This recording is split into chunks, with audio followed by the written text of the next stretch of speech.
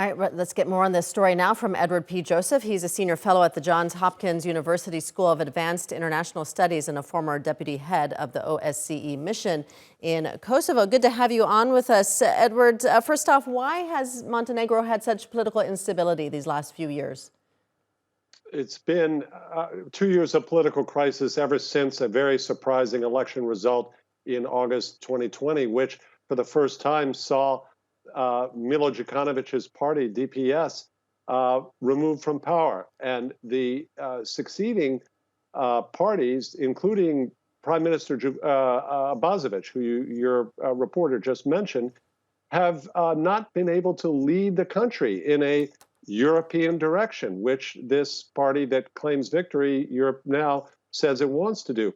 Unfortunately, Prime Minister Abazovic and his predecessors there in the government, after taking the power and the reins from President Djukanovic and his party colleagues, moved the country in a direction of political crisis.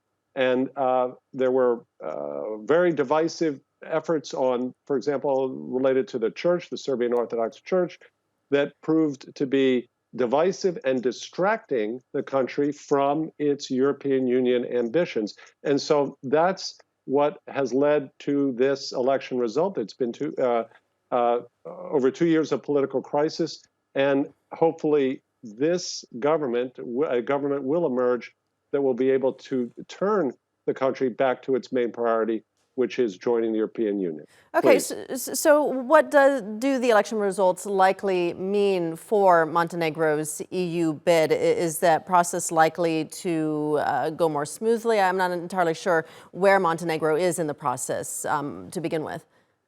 Well, it's Montenegro, of all the countries in the Balkans, is furthest along. And it's also the easiest country of the Western Balkans, the six countries that are not yet members of the European to join, because it's by far the smallest country. It's only about 630,000 citizens. So this is very easy for the European Union to swallow, to bring in to the country. There's no reason for France or other countries to be so scared about enlarging the European Union as they have been.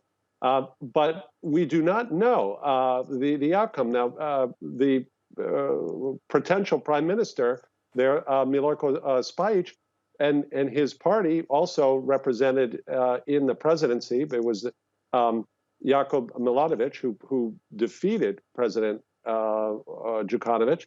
They say that they are for Europe now. Now, the question is, there's whether and how sincere they are about that. There's questions about their relationship with Serbia.